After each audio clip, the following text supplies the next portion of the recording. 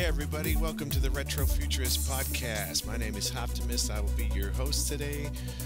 I want to thank the Ruminations Radio Network for hosting this podcast today. We are bringing you guys a very special episode. We are going to be talking about the 1995 movie Demolition Man with Sylvester Stallone and Wesley Snipes. Eerily predicted a lot of things in our future, and I've got some very awesome folks to talk to today on the show. We've got Charlie, we've got Tony, and we've got Brando. How are you guys doing? Living the dream, baby. I'm very awesome. I'm gonna go with your description. I'm very awesome. Be well. Be well. Be well. What? So, Brando, what is your boggle? Yes, pardon me, sir. What is your boggle? Now, the fact that I have to do some laundry. That is today's boggle. That is today's boggle. So yeah, Demolition Man came out in 1995. Pretty or 93, my bad. For some reason I thought it was 95. 93. The interesting thing about this movie that I thought, doing some research, is this particular director, this is the only movie he ever did. He did this movie, really? And then he went and he started working in fine art like stuff. He doesn't do movies anymore. I don't know if making this movie like wore him out. Done. I've heard some crazy stories. Dennis Leary talks about that this was at the height of like Hollywood craziness, I think. Well, I don't know if it ever ends, but he said that Stallone had like a golf pro on set, and they were always like at they had a driving range built on the set, and Stallone was always golfing, and he had the golf coach there, and he'd be like, "Hey Dennis, you want to hit some balls?" And I was like, wow. I was like, this is just some crazy trivia. Fun fact, Samuel L. Jackson has something like that built into his contract for whatever movie he works on. Is it golf stuff? Yeah, golf, he has golf stuff. Wow. That's crazy, man. I don't know. That is crazy. I want that built into my contract. Yeah, which is crazy. Sort of something like that. Which is crazy when you think about nowadays. It seems like the schedules are so condensed. You're not on movie sets anymore for like 30, 60, 90 days. You know, I feel like it's different. Right. Yeah. I think it's a lot different now. They've really changed. And especially right now, the way they're shooting stuff, they're using really small crews. They're using as minimal location as they can get. And yeah. And when someone doesn't do their part, Tom Cruise freaks out and screams at them. Right. But I also feel like the stuff that Favreau and company developed with the Mandalorian, like going forward, is going to be how they do a lot of projects. Because not only is it right now a safer thing, but also a cost efficient thing. So I really think that's going to change the way they record production. So going into this production, 1993, Demolition Man, we have a story of a psychopathic career criminal, Simon Phoenix, played by the amazing Wesley Snipes at the height of his martial arts movie legacy. He has like four very, very clear good moves that he just is an ace at repeating no matter what movie they put him in. You know, it's seriously, and kudos to him. He does them well, but that front kick is the same front kick you've seen in every Blade / Tequila, whatever, every movie he's an action star in. I've seen that front kick and that side kick. Yeah. I mean, if you got a move that looks really good when you do it, you know. It was good. No, it looks great. It's right. great. He's being tracked. This takes place. The beginning of the movie is 1996. He's being chased by LAPD Sergeant John Spartan, whose nickname is Great name, the Demolition Man. Yeah, and we'll get into that in a little bit about the influence on this. He goes to capture Phoenix. Big gun firefight goes, and a bunch of hostages are quote unquote killed. Unbeknownst to Spartan, and he's arrested along with Simon Phoenix and put into cryo freeze for a 70-year cryo freeze. But he's woken up early in 2032, and now the world is totally changed, and it's become LA has now become San Angeles, which is San Francisco, LA, San Jose, everything kind of merged into one big megalopolis. Not as cool as Judge Dredd, but Probably less murder very, though. very sanitary. And it's kind of run by this cult leader, Dr. Raymond Cocteau, who's created this quote unquote utopia. And then Simon Phoenix is at a parole hearing from Cryo, and he gets out and murders some people. And the police force that is now there doesn't know how to handle any kind of crime. They've never dealt with any of it. And we're introduced to Sandra Bullock's character, Lieutenant Huxley. It's another hint on where some of their source material came from. And Yeah. she is obsessed with the 20th century, and she says we need to get the guy that captured him first. And so her idea is to thaw out John Spartan so they can capture Simon Phoenix. Well, it gets to that point because the police tried asking Simon Nicely, right? And more sternly. And more sternly, and then he just kicks the shit out of him. So obviously, current tactics aren't going to work. Right. The homogenized police force they don't stand a chance against a career criminal that Simon Phoenix was. In fact, he literally whips all those guys' butts with a single front kick and a punch. Yeah, and then one guy didn't even hit him at all. He just did a pirouette around him, and right. The guy went right through. Yeah, I mean that was incredible. They thaw John Spartan out to go after him, and John Spartan says, he's going to go after a gun, and the other cop has some crazy plan that he gets from the computer that Simon Phoenix is going to start a drug factory. And sure enough, Simon Phoenix sets off the alarms because he's at the Hall of Violence at the museum, which is I noticed this watching the movie, the Hall of Violence font is eerily like the font that's in Doom 2 for ultraviolet, like for your difficulty levels, or Quake. It must be a font that font must be called Violence, I think. I'd have to look it up, and I think it was in Diablo 2 also. It's been in a lot of video games. It was definitely in Diablo 2, yeah. Yeah, you know the font I'm talking about. And this is where we discover another character, Edgar Friendly, who is like the underground force that's trying to show everybody there's another way to live, because even though there's this perfect society, you're kind of under the thumb of this cult leader, Dr. Raymond Cocteau, and he wants to be free. He wants to run around naked and covered in jello. Covered in grape jello. Yeah, be careful. He's got his own little speech there. And we find out that Simon Phoenix is actually here to kill Edgar Friendly. That's the whole reason he was released. He was Cocteau actually released this Simon Phoenix. And scheduled it, right? Along with the parole Spartan, hearing.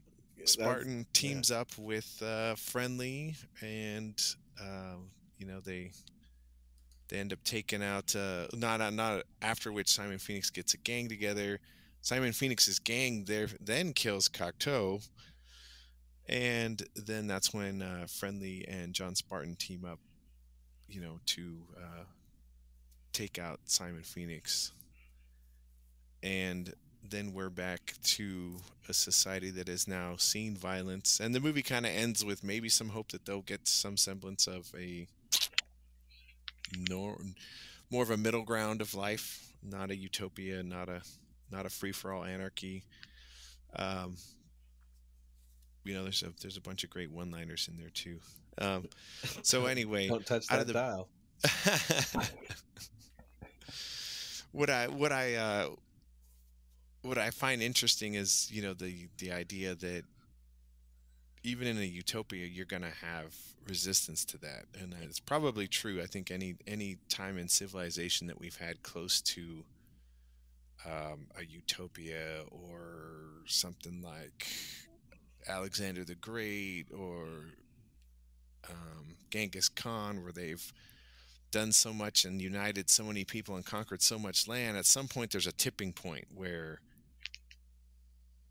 one little thread can come undone and break that whole thing. Well, and like those civilizations, I mean, it is kind of an homage to that historic point, right? Because it's always about hiding the worst parts of that away from view, you know. And they talk about that even in with like you know, you mentioned Alexander the Great, but like the story of the Buddha as a prince, not knowing of suffering, not knowing of these things until he was outside the gates of the palace, and when discovered it, it sort of, you know, the Pandora's box was opened. In this case, that seems like the way that they were using, they were shoveling those hungry people eating rat burgers down underground and making sure everybody never saw them, right? Yeah, exactly. And well, and basically, if you didn't want to live in their utopia, yeah, they would cast you out, and you would know where to go. Um, but people will find a way. Like people will always find a way to survive. That's the human race's biggest genetic trait is adaptability. The current Homo sapien, we evolved past the generation before us for adaptation reasons. Like we developed sweat glands so we could run longer and go further. You know, we aren't as strong as Homo superior, but we were smarter and could travel longer distances, and that's what the human race does. Is we adapt. It'll be interesting to see what really happens. You know, as we drain this planet Earth of all of its resources day by day going forward. So we'll revisit this in 10 years and see where we're at after a big earthquake. And Right. if, I swear to God, if there are legit franchise wars and Taco Bell wins, I'm just going to kill myself. I can't kill myself. Yeah, so yeah, that's another great part of the movie. Let's talk about that. So in the movie, you know, he after he gets out of prison, he wants some food, and they're talking about going to Taco Bell, and he's like Taco Bell, and she explains they won the great franchise wars. Every restaurant is Taco Bell, whether it's a fast food or a fancy restaurant. From what I understand, they approached some of the other franchises, then they didn't want to have anything to do with it, like McDonald's and Burger King and whatnot. Taco Bell's like, what have we got to lose? Right? I mean, yeah, really. Interesting side note. I guess in the UK, Taco Bell was not a thing at all. So there's actually a different version of this movie where the lines are dubbed and they're talking about Pizza Hut, even though there's Taco Bell shit all over the screen. Yes. Yeah. I would like to find it's the UK version. I'm almost tempted to buy a UK Blu-ray of this to see if it has those lines in it, or if it's been changed by now to just be accepted as Taco Bell. You might have to go back and look for a UK VHS or something. I really hope the dubbing is just awful. I really hope the dubbing is if I can super find awful. the clip, I'll send it to you. It's pretty funny. The thing that always struck me about this is that now Taco Bell is high level cuisine, fancy restaurant. But if it's every restaurant, then why would the, you know, main man in charge say it the way he did? Because he does say it with a flair of, you should be impressed. He goes, I want you to join me at dinner at Taco Bell. Like he makes it this, and it's like, if everything's Taco Bell, how do you discern whether you're going to the low end or the high end? It's the inflection. It's all like the uses of fuck. Taco Bell they're going to. What's cheap normal Taco Bell? I want you to jump in Taco Bell. Right. Yeah. So well, let's do a little round robin. Like, what was your like, Charlie? Let's go with you. Like, what was your initial time seeing this, or your initial memories of this film, or what stood out to you the most the first time you saw this, if you can remember that, and then we'll move on to Tony and Brando. You know, I think this movie hit right as I was around, say, 18 years old, 17 years old, and it was almost immediately a cult classic, and you just loved the characters, and I don't remember caring about it being particularly believable, and we had no idea at the time. That's what I remember, is thinking, oh, right, electric cars and everything's Taco Bell, haha. And, you know, I really didn't put any stock into it, I would say, the first time, but I remember just Wesley Snipes being absolutely huge. and Dennis Leary with his asshole video and his stand up, and he was like jumping up and everything. So this was a hot commodity, and I saw it in the theater more than once. Back when you had to see it in the theater for months, you'd have 3 months and it would still be there because people were still going to see it for a good action movie, and it just was great, memorable. I mean, it seems to stick as a staple of the times for, like, it really speaks to how we were thinking in the 90s, I think. All right. What about you, Tony? Yeah, I don't remember this movie very well just because R-rated movies were not really a big thing in our household, unfortunately. And but I think I did remember watching it, later on VHS after it had been out for some time, and rewatching it now was very interesting. I just found myself chuckling in a good way just throughout the entire film. I just thought it was actually one of those really cool, 90s action films that I really, really liked back then. And just the characters, they really cracked me up. The dialogue, man, a lot of the snappy dialogue. I loved the corny one-liners.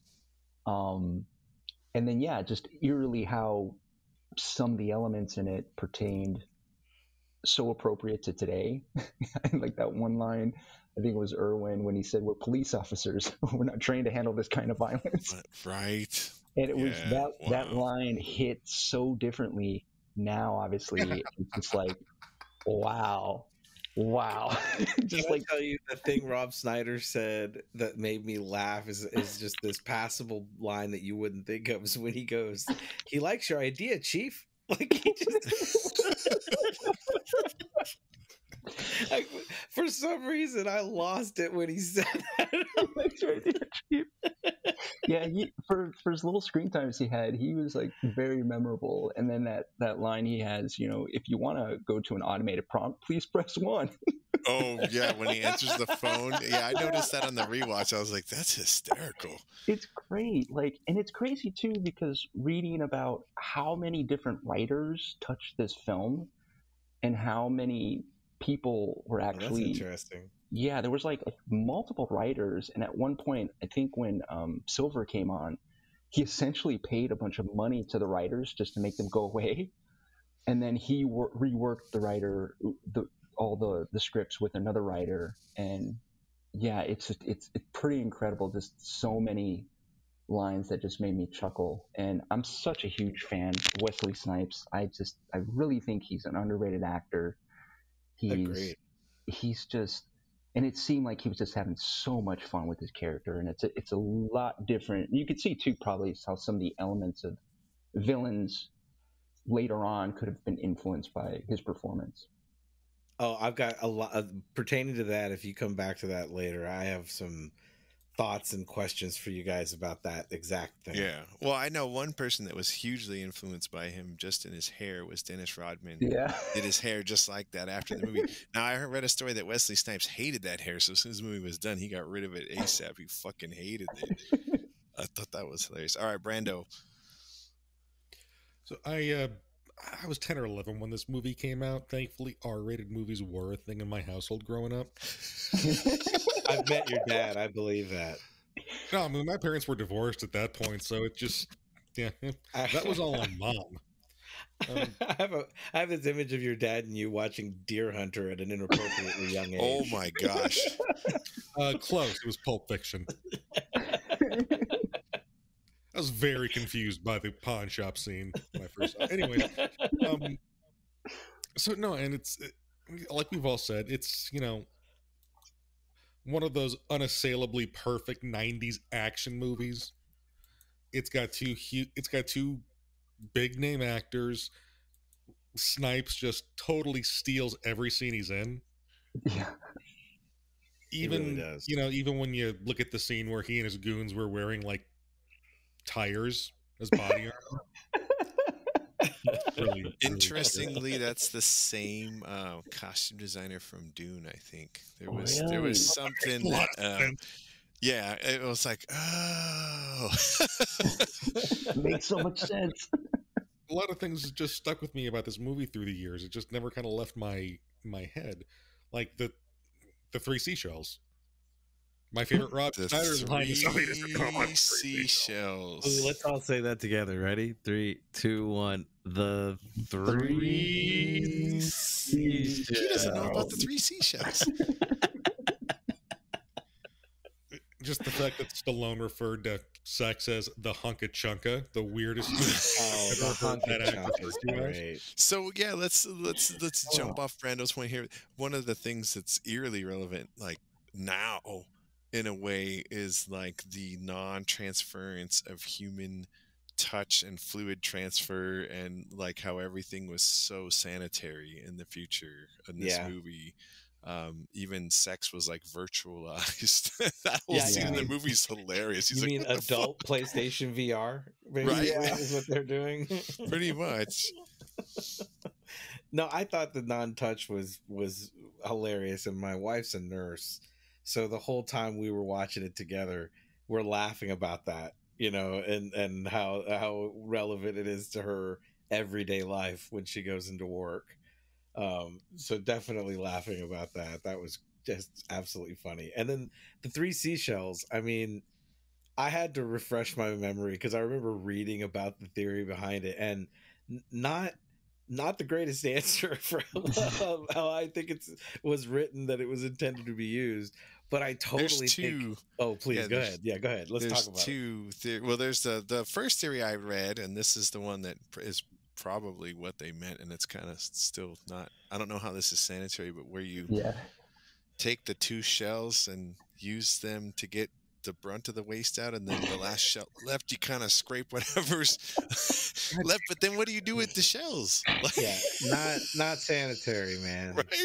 Not The other theory sanitary. that I guess Sandra Bullock was quoted as saying is she thought she heard the production guys saying that the three seashells were like disguised as buttons for the toilets all being bidets, and Yeah. then they would just spray your ass, right? Ooh. That was the angle or the amount So of yeah, pressure or whatever. I do That think it foreshadowed that because that's a big dude, everybody's into Yeah. bidets now. You can buy, like, if you go to Dude, Fritz, I love everywhere toilet you attachment. toilet seat is Right. the best thing I have. You heard it here first. Brando knows the three seashells. Now, I am only going to buy one if I can get one with three seashells on it. Look, all I'm going to say is between my bidet toilet seat and the heated seats in my new car, my asshole is very happy. That's what I it's gotta all say, about. Hop, that's a really funny product, like for merch. If somewhere down the line there was an RFC toilet with three seashells on it, like a bidet head, that'd be so great.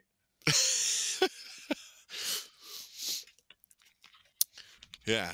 So yeah, food transfer. The other thing is, this was like one of, I don't think this was Sandra Bullock's first film, but this movie really I think blew her up, like as far as career wise, because she had a string of movies after this that she was in. Like she had a couple before this movie, but I'm pretty sure this was the movie that really catapulted her. For a while. I think cemented her in the minds of a bunch of 17, 18-year-old boys. Right. Because I mean, between this movie and Speed, there wasn't Yeah. anybody that looked like Sandra Bullock. I mean, truthfully, at the time, there wasn't a Sandra Bullock kind of. I mean, she was definitely had a look, and I think especially in that movie, for whatever reason. By the way, her whole outfit looks like something you would see everywhere today. By the way, stretch pants, boots, leather jacket. I mean, It's I could go to fashion New forward, Orleans. Yeah. man. They were When you need ridiculous. Starbucks at like 8 a.m, you'll find a blonde white woman pretty much wearing that outfit. Yes. Yes, 100%. Yeah. We had talked about this earlier, that the names of these characters and the whole sort of base plot is kind of steeped in two stories. You have Aldous Huxley's book Brave New World, and then also H.G. Wells' Sleeper Awakes, and both of those are like sort of the loose influence for these characters. I mean, Simon Phoenix is named for the character that always comes back, John Spartan, the guy that always takes him down. And then Huxley, Sandra Bullock's character, is obviously named after the writer. I thought that was pretty clever how they threw that in there. And she's a badass. I mean, they clearly write her Yeah. to be you know, a badass. And I do have a question. If we want to talk about the Phoenix character, I couldn't help but feel like there were a lot of Joker-ish tones to that way that he played it. Like it Oh, as felt, in like almost like riffing off of Nicholson's '89 Joker. yeah, Because I mean, so, that was the only Joker. or just that it- even what his interpretation of what that character would be Yeah, like. In no, a for sense. sure. Yeah, I could totally see that. And there was a Like- Joker toy in her office. You Oh, can see really? it briefly. Yeah, That's hilarious. it's across from one of the, which I really like, the Lethal Weapon 3 poster. It's like Right? amazing. And she's got all this accoutrement from from 20th century, and it's great. Listen, this is probably too sad that it's true, but nothing says 20th century police justice like Lethal Weapon. Lethal 3. Weapon 3.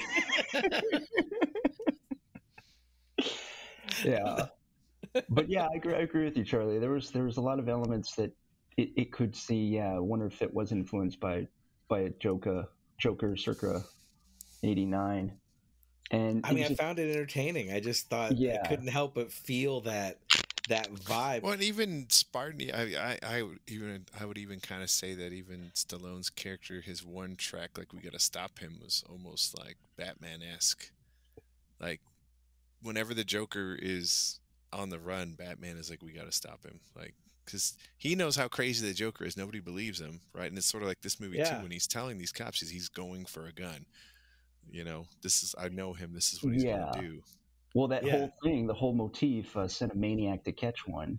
They touched upon that relationship with Batman in certain stories. That Batman, in a sense, you could argue that he is a maniac, dressing up as a bat. I would tell you, Well, I think hanging out with Phoenix would be a lot more fun, though. You know, like he's always got the cool, funny ass things to say, and Stallone just comes in look like crusty white bread because all he can say is like, you know, these one-liners. Like, oh, back in my day. Yeah, Snipe sets him up for so many things. He's like, think again. Like he says a bunch of stuff, and then Stallone's response is think again, gunshot. Yeah. Don't count on it. But really, who has the best one-liners in the movie is Sandra Bullock with all her butchering of 20th century lingo. Oh, so funny. You really licked his ass. Yeah, you really. Let's go blow this guy. Yeah, Stallone saying "away" was one of my favorite moments of acting because it actually felt away. Blow this guy away. Yeah, away. Like it really felt right. It felt spot on.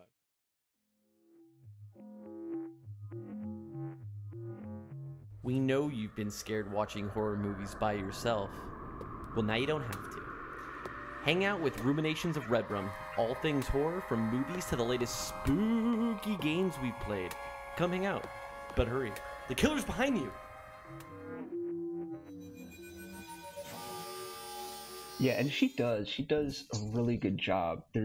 She just has that goofy, adorable essence about her that you just could watch her all day. And I always forget that every time I see her in a movie. I'm like, damn it. She's so really, really good. Well, she makes the world believable if you really think about it. Yeah. In Speed, too. Like, you buy the premise because you're sort of her.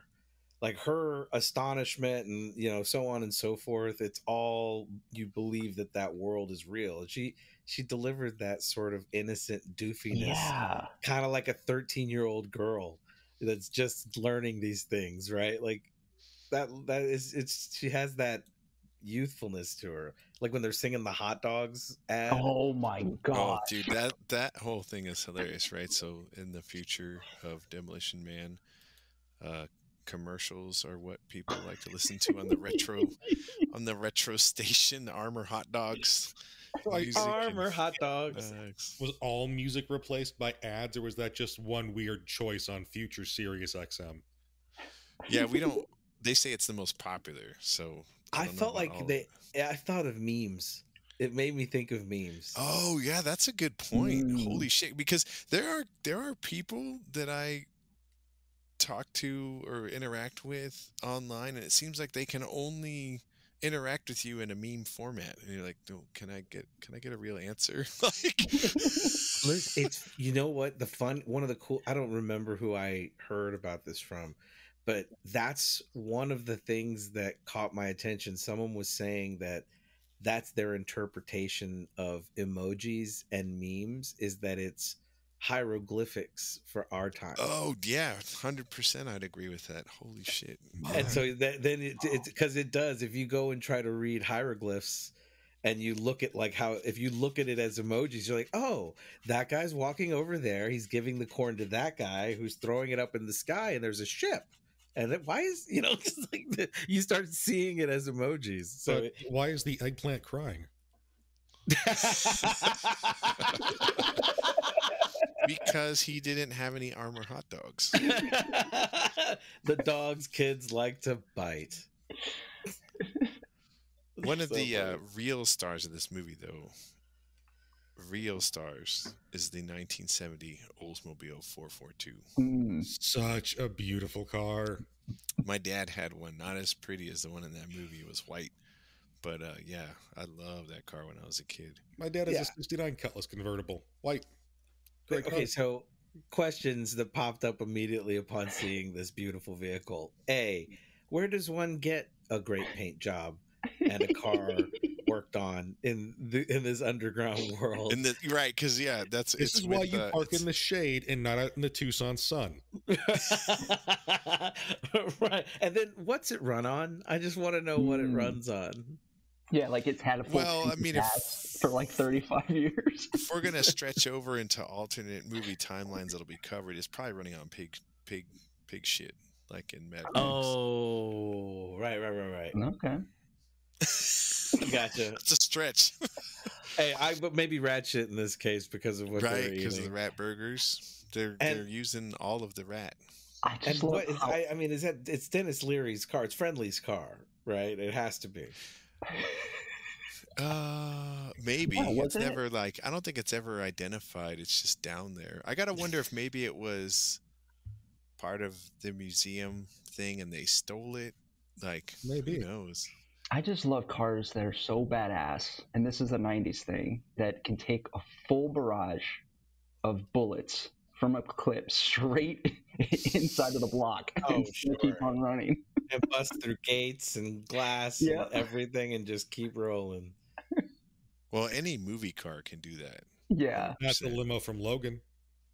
Not the limo from the well, it's plot. I mean, it's whatever the plot is, right? So if Exactly. the car has plot armor, that's not going to Just saying. matter. I'm just saying.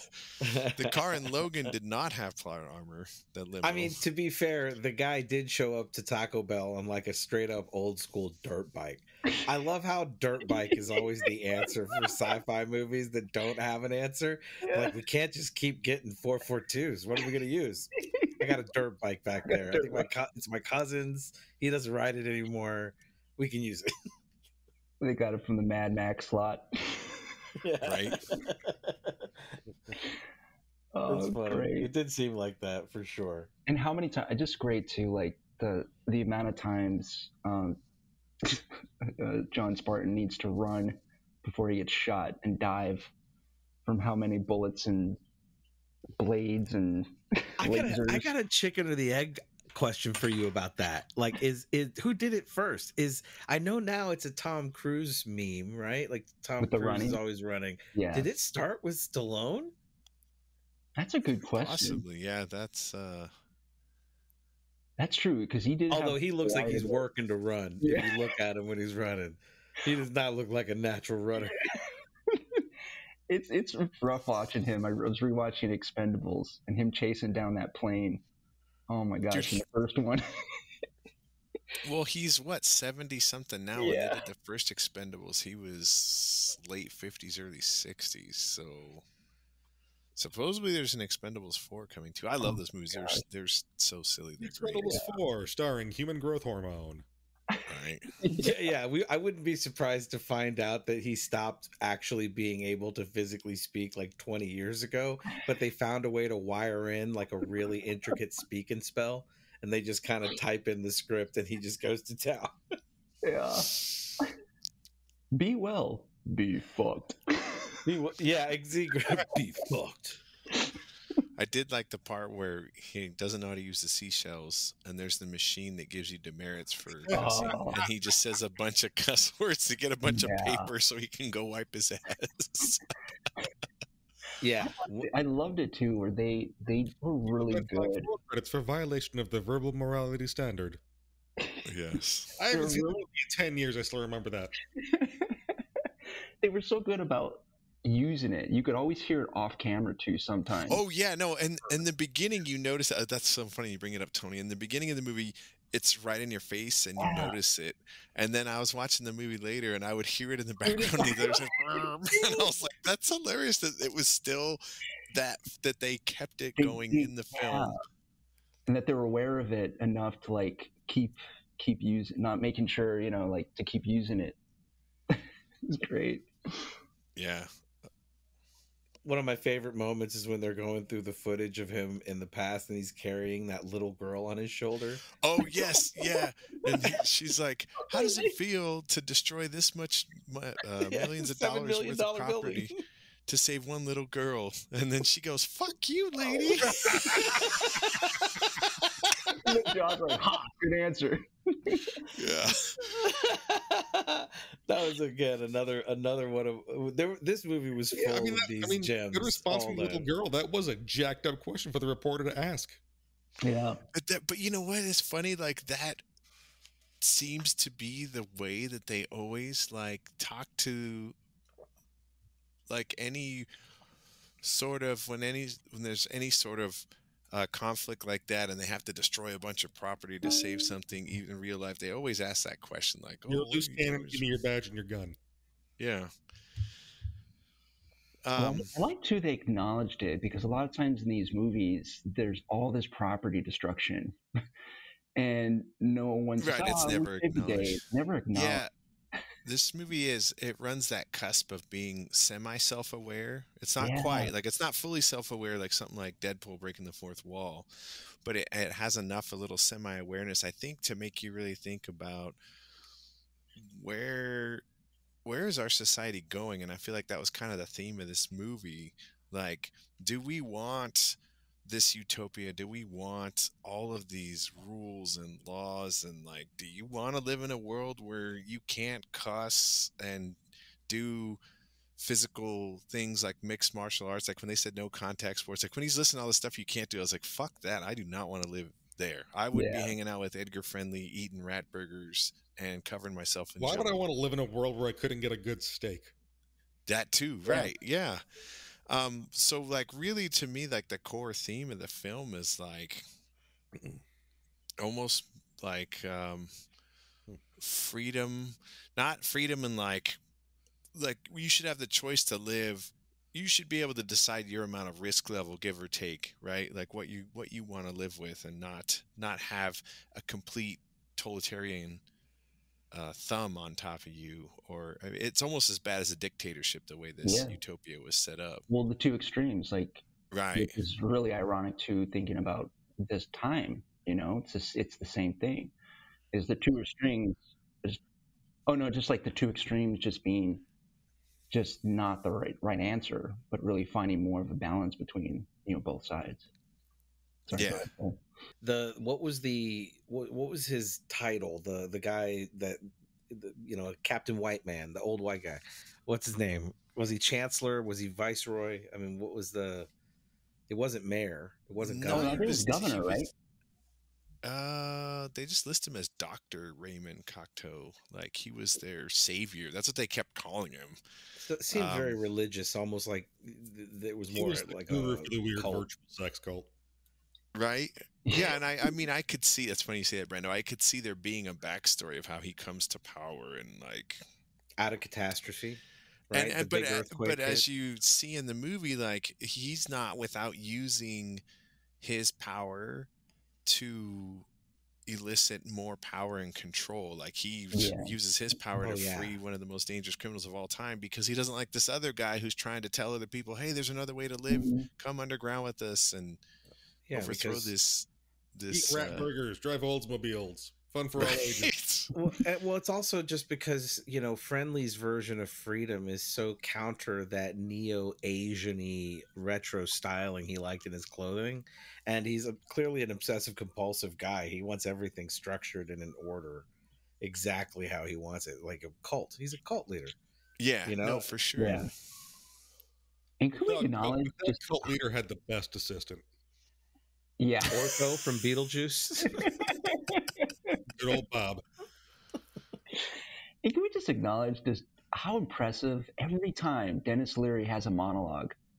I mean, the guy smokes like it's a chain smoker, and the lungs on that guy. Oh, the fact that he doesn't have to take a breath when he says these Yeah. things for like a minute straight. It goes off, and you're like, dude, I know how much you smoke. I mean, the thing about him early in those movies, when he played this like role that was in that capacity, I mean, it felt like he was doing his stand-up, Yeah. just kind of delivering some version of his stand-up. And look, was hilarious. He's a funny guy. I loved his stand-up, and it worked. And it is perfect, right? It was perfect for a guy named Friendly. Yeah. Well, and it seems like with it's funny you say, it seems like with comedians, they either adapt to working in film, or they're like him, they get put in movies to be kind of themselves in a movie and not really another character, and they don't really make that many movies, and then they kind of disappear. Like that's pretty much what happened with him, right? The Pauly that's Shore it. effect, yes. Yeah, yeah. Their stick only works for so long and for so many things. They're put in there because they're token hot at the time, and they're, you know, people are like, oh, put him in a movie that'll sell. You know, their fans will come see it. Yeah. But back to the like theme of the story, it's about like, you know, would you rather be in this perfectly controlled utopia where you have no choice, almost like a allegory to like some sort of ultimate version of socialism. I'm not saying socialism is bad, but I'm just saying in the movie, like this super controlled, you can't do anything. Yeah, what version. dumb people think socialism is. Yeah, so it's communist. It's very communist feeling. Like it didn't seem like anybody had a salary. right. Like they don't mention it directly, but you know everybody's driving the same Gullwing Tesla. And Yeah, that was funny that the cars looked eerily like Teslas, but Goldwing. Yeah. yeah, and they sound like them. I mean, for the way that Yeah, we would imagine They back then. nailed the cars like almost perfectly. And the self-driving and the fact that iPad. California's banning gasoline vehicles, new sales of gasoline vehicles by 2025, something like that, 2030. It's coming up soon. It's got to be somewhere in the 2030s. Yeah, I just remember mean, seeing that. I was like, that's crazy. and nobody has a gun. No cops are carrying guns. So guns are gone. Freedom of speech is practically gone. There's clearly no freedom of religion because this guy's the end all be all. You know, he's Kim Jong-un, white right, guy and then version. and then the fluid transfer, and you got to have a license to have sex. It's almost like they're controlling genetic manipulation, Was it genetic license to have engineering. sex or license to procreate? I think it was Procreate. Yeah, well, so. But same even thing. then, you have to go to a lab and pretty much have IVF done. That's right. Yeah. Can we talk about that one guy who's upset that you wouldn't go out with him, and he's the guy that you have to fill out the application to? You're like, I want to get pregnant, and he's like, no, not today. Come back tomorrow.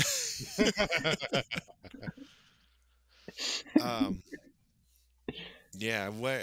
So after this, have you guys seen this movie's influence on any other movies, shows, games?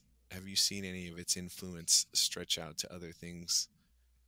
One of the things I saw, and this cracked me up right away, when Cyberpunk first came out, when you go into V's restroom, there's 3 seashells next to the toilet, and I was like, "Get the fuck out of here!" That's hysterical. Wow, that's hysterical. That's great. I can't I don't really know if think he's. anything on top of my head, but obviously I'm sure like a lot of the subsequent movies, whether they even dealt like, was Johnny Mnemonic before or after? It was Demolition right Man? around the same Oh, time man. period. I think it was What an after. I interesting want to movie. say it was after. Yeah, you're probably right. But Was even Johnny wouldn't Mnemonic a this be bad movie true or a good about? movie? I don't remember it well, so I can't speak to it.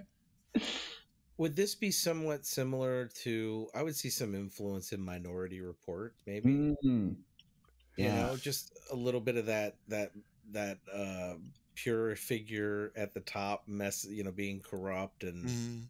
I trying wouldn't to, doubt that you know. probably echoes of the original story of Minority Report, the Philip K. Dick book, was probably somewhat a basis for Demolition Man, a little bit. Oh, I see. Yeah, I got you. Johnny Mnemonic was after Demolition Man. Johnny Mnemonic was 95, whereas Demolition Man was 93. Oh, okay. There is one area where I do think that Demolition Man has had an effect on society that I really like. Hey Yes. Alexa, turn the lamp on. Oh, Yeah. yeah. Well, and that's funny because true. it seems like that's one of those things that people have long been fascinated with in sci-fi and culture, like having electronics that are small that you can do things like Star Trek. Before that, Dick Tracy. Like now we have the Apple Watch. It reminds me of the old Dick Tracy where he had his little wristwatch Mhm. radio, which at the time when they made those original news strips of Dick Tracy, that was a big deal because radios were never that You small. can do that with an Apple Watch because there's a built-in walkie-talkie app. Right. Well, and I still think of there's a scene in The Last Starfighter where the alien pilot goes to show the photographs of his family and basically pulls out an iPhone, and all the pictures flash over the screen one by one, and he's got this, and this is 1984. And so all I could think about was the same thing with him doing the Zoom call. This movie's got a couple of examples of Zoom calls, and they're talking on basically an iPad, and their iPhone has a handle on it. Basically, looks like they took a bunch of side view mirrors from cars and made it into a prop. That's crazy. But it does felt predictive to me. You know, the all those little things that they had. You're right on. I mean, it was right on. Yeah, they predicted a lot of future tech pretty accurate. The cars, especially. That was like, wow, they nailed that one GPS. pretty good. GPS. Yeah, the computer graphics were a little primitive at the time. Looking at some of that stuff, it's about in the same vein as Total Recall's computer graphics. I think we were still kind of in that level of tech. Oh yeah, yeah. I love Total Recall and all that whole generation of fun sci-fi, right? Running Yeah. Man. There was still a lot of know. lots of practical effects, and I think that's why some of these films from this period still hold up a little bit. It's that period, the late 90s, early 2000s sci-fi films where they went a little overboard on CG that kind of don't hold up that well. Yeah. That's a good point. Yeah. Hop, I think Mitch had a listener question for us. What? Ooh. Yeah. What restaurant would you have to be every restaurant? That's a good one. let's all of us. Good question. So it has to be something that was around in 1993, though. Ooh. I guess something to the 80s or 90s. Damn. Because you can't just say something now. We got to say something that was then and that would have feasibly won the franchise wars. Yeah, the franchise wars. Wait. What year did the movie take place? 96. 2032. Oh. It starts in 96, but the future's 2032. We don't know when the franchise wars happened. Oh, so Yeah, it could be this he's time. got a point, Charlie. Yeah. Well, that's fair. That's fair. I say any franchise that you're aware of. So obviously we can't do a mom and pop place because they're not a franchise. It would be ironic if it was Chick-fil-A. No, that's not. But I'll let you say that. Damn, Damn, that's tough, man. Although I gotta say, the governor does look like the kind of guy that would exclusively eat at Chick-fil-A. What would you guys pick? What would be your pick? Ooh, franchise restaurant that would take over in the franchise wars. I'm gonna wait for Brando's answer. I want to react to Brando's answer. Panda Express. Ooh, Wow. I might say In-N-Out actually. Although I don't know if I was gonna say In-N-Out. Oh, I'm really? gonna go with you, Tony. I'm gonna go with you 100%. God, In-N-Out is really hard to go against on anything, isn't it? Well, it's just Man. good. You know what? Just because I think In-N-Out's sort of like this too. Like I think feasibly it could be any kind of food, right? Like I think In-N-Out works. It could be a fancy restaurant. It could be a burger joint.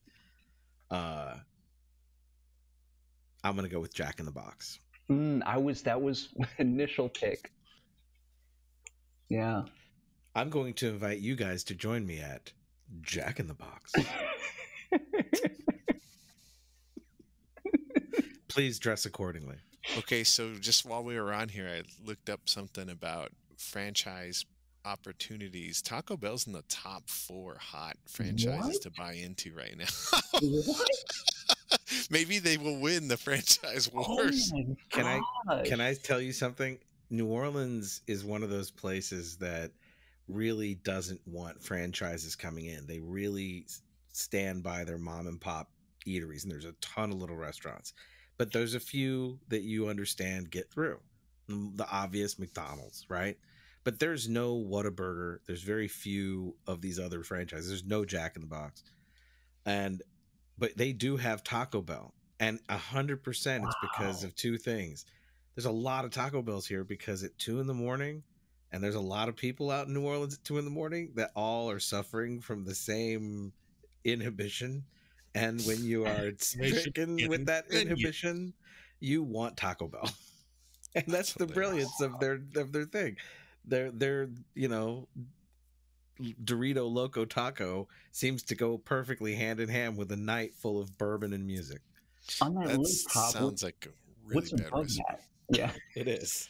Baskin Robbins is What? Baskin Robbins is number 1 in this franchise I never heard of called Auntie Anne's. It's like It's a pretzel. Yeah, Yeah, that's I a never big heard of it. pretzel. Papa John's is number 3.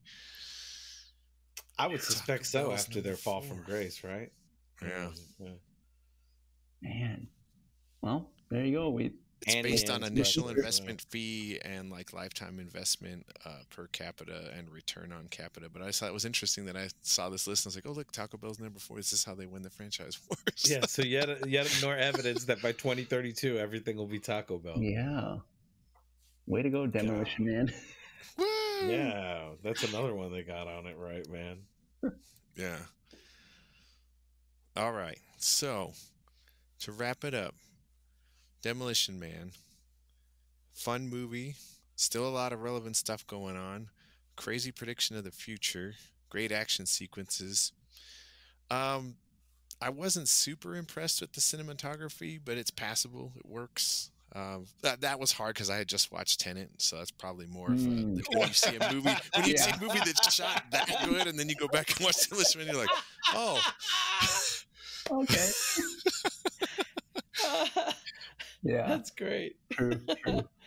I did think, to your point, man, I made a comment to my wife while we were watching it because there was a real rough edit at one point near the end where it's like it just like blunt jump cut almost to a completely different there's scene. a couple of those, right? And I remember looking at her and going, this gives you some respect for why Netflix's movies and Amazon movies is so successful. You can't make this movie was in theaters and making money, and movies on Netflix now are of a higher standard than so then movies like Tenet are light years ahead of it. Yeah. All right, man.